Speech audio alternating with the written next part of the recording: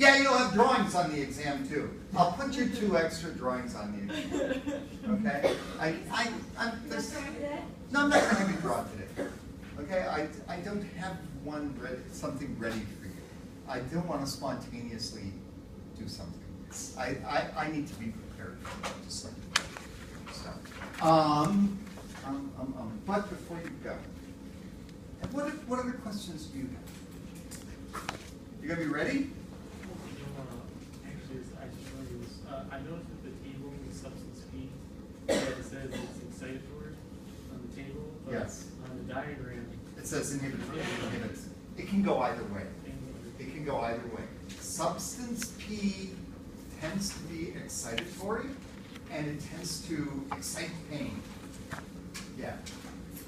Yeah. So I would not. If I give you a question on something like that, I would more than likely give you the choices: is this excitatory, inhibitory, or both? And anytime you can point to your textbook and say, Cal, but look, in here it says this, I will defer to that. Okay? All textbooks are not all inclusive on everything, and sometimes I tune out too. So, yeah. But it's mostly excitatory, but it can be inhibitory as well. What you should notice is, yeah, sorry. At different parts of the nervous system, something will excite or it will inhibit, depending on where it is. Don't leave. No, we have plenty of time left. Yeah? Okay, so this is probably stupid, but I'm kind of confused with the direct and indirect action. Okay. Because if it's excitatory, but it can be... You cannot think about it. Don't That's think already- about that. Okay. Don't think about it as excitatory, and I'll go back to that. Don't think about those as excitatory or inhibitory. Think about them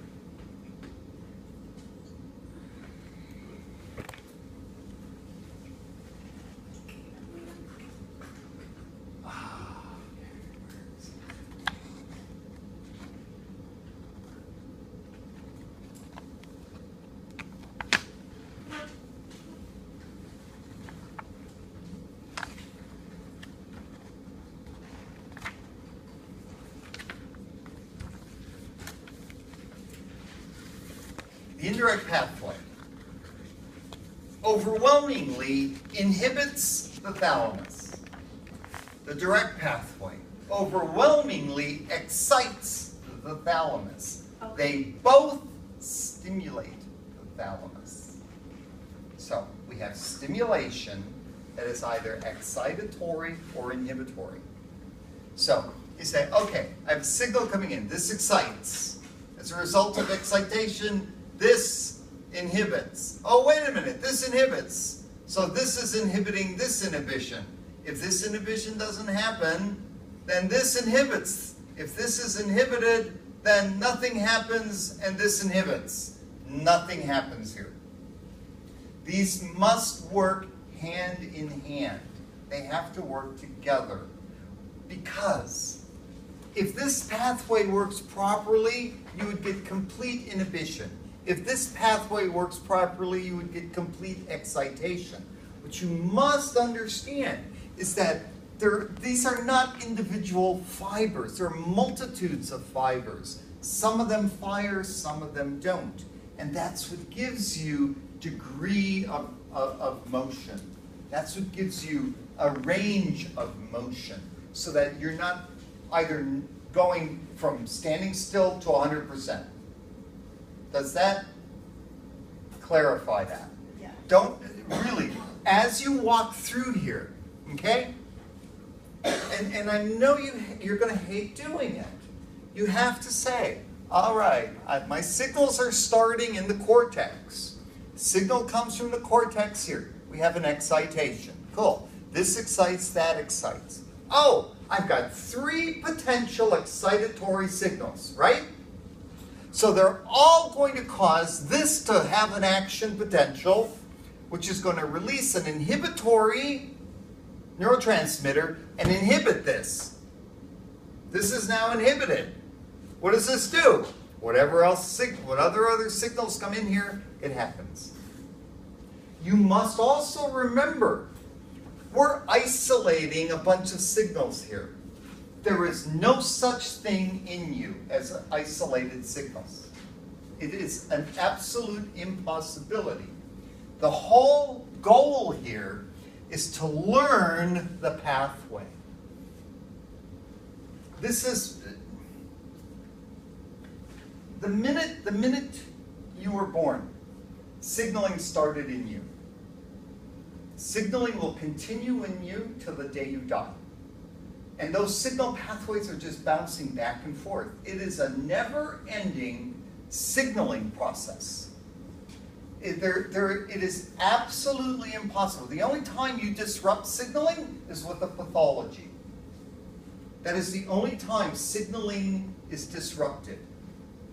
This pathway, I cannot isolate this pathway without causing a pathological problem. Yeah? In ALS, does the substantia nigra still have signaling or no? It can have signaling, but what's going to happen and let me go to that. Just if I can find the slide.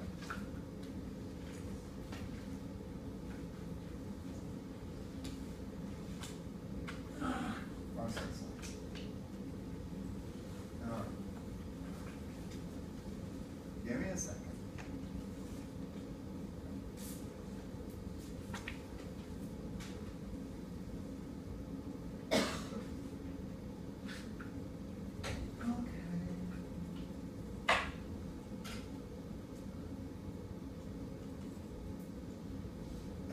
Too many sets of slides open here. And I can't get back to the one I want. Why not?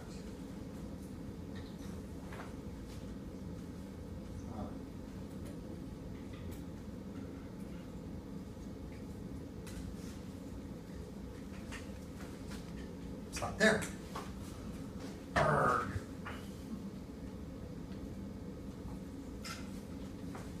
So in ALS, this is not, we have a decreased amount of signaling coming from the cortex. You still have some signaling coming in from other sites. So what's going to happen? Okay, here's where the big problem in ALS comes in. You go, well, so I don't have those signals, I still have these. So the signals come down, where do these signals go? Back to the cortex. Oh. As this big pathway starts to degrade, you're going to have a problem that anytime you start to get less feedback, so we have all sorts of feedback loops going on in here.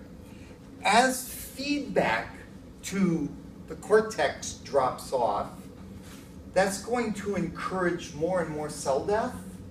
As less feedback comes in, it's like the cell says, no, you really don't need me anymore, I'm going to chill out. And they chill out, the next thing happens is they go to sleep, they don't wake up, and they die. So, initially, we have a decrease in signaling, but as the cortex signaling drops, those signals, because you remember, those cortical signals ultimately are going to bounce through the cortical pathways down to your muscles, and they're just going to stop because the cortical signaling itself is going to drop. Does that make sense? Yeah. So You have to tie this back into thinking about those motor pathways now, because they're part of all of this too. Because it's the motor pathway that gets the signal to your muscles. So when someone's in the worst ending stages of ALS, will they start to lose function of all motor? They will indeed have motor function loss that probably lead to, in general, a diaphragmatic and respiratory loss. So they're going to have tremendous trouble breathing, and ultimately sure you could put something like that on a ventilator, but sooner or later it's no longer going to be possible. Okay.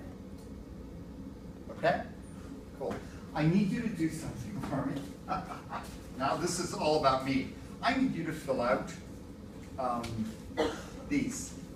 I need a volunteer who's willing to slide this under the door of the biology department as you leave the building today. Would you do that? I appreciate it. Number one, this is about me, not about lab. I know there are issues with lab. I apologize about those issues.